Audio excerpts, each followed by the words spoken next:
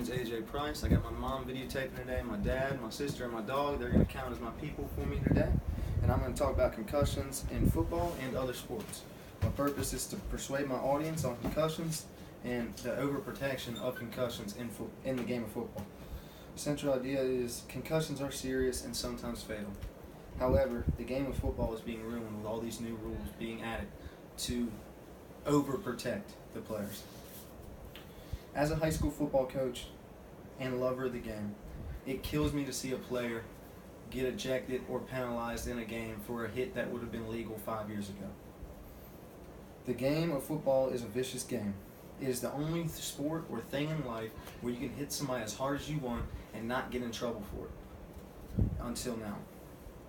The new rules are supposed to protect the players, but I believe that it is overprotecting them, leading to more injuries. The new rules are ruining the game of football as how we know it.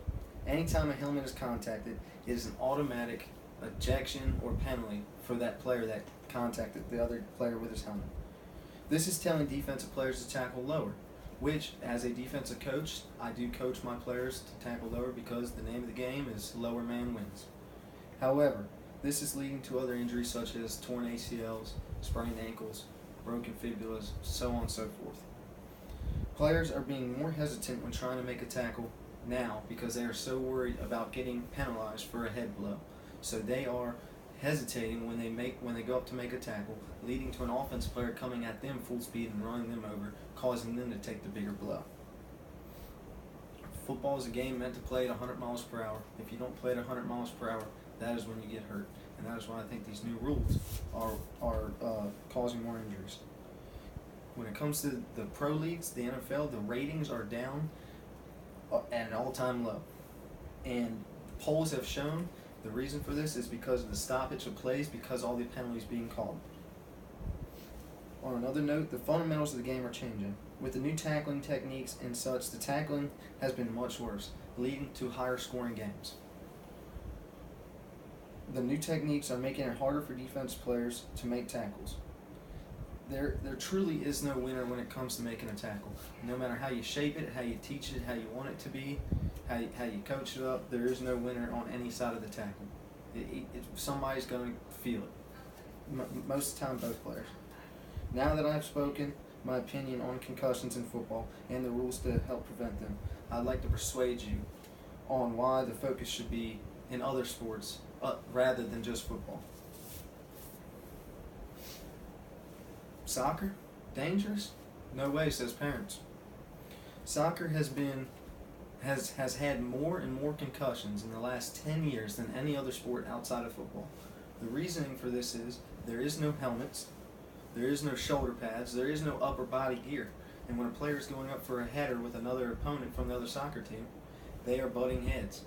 When a player is jumping up, they're jumping 8-9 feet in the air and coming straight down, landing on their head with no helmet. This is causing more and more concussions in the sport of soccer. Wrestling, baseball, basketball, etc., all the other sports that you could think of. Concussions are very serious. I am totally for all the stuff we do with concussions. However, I don't think there needs to be rules added. I think there needs to be equipment added. Baseball has helmets, but maybe they should look into different kind of helmets to help prevent concussions. Same thing with wrestling and basketball and all the other sports. There just needs to be more equipment added instead of more rules added. To wrap things up, are concussions serious? Of course. Is football the most vicious collision sport? Definitely. However, the game of football, as I've said, is being ruined with all these new rules, leading to less people watching nationally broadcasted games, which is also leading to less parents signing their children up to play the game of football, which is making my job kind of go away because I'm having less and less kids come out each year. Football is the only sport that requires a helmet to prevent head and neck injuries. Do concussions still happen? Yes, almost every game, sadly. However, numbers have shown that more concussions have been reported than ever before.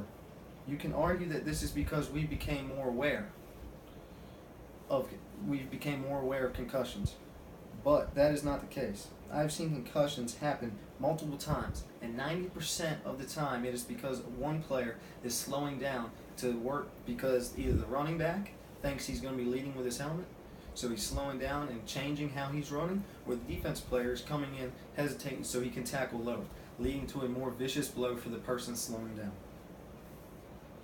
Football is football, and I hate seeing how it is today. And I hope I persuaded you enough to see the coach's side of the concussion problem. And hopefully you will see it differently when you are signing your son or daughter up for football in the future, for football or any other sport in the future. Some of my works cited today were new NFL rules designed to limit head injuries, NFL.com. Youth soccer injuries soaring, including concussions, CBS News. Could this helmet save football from the sports concussions problem? Forbes magazine. Football causes more concussions? ?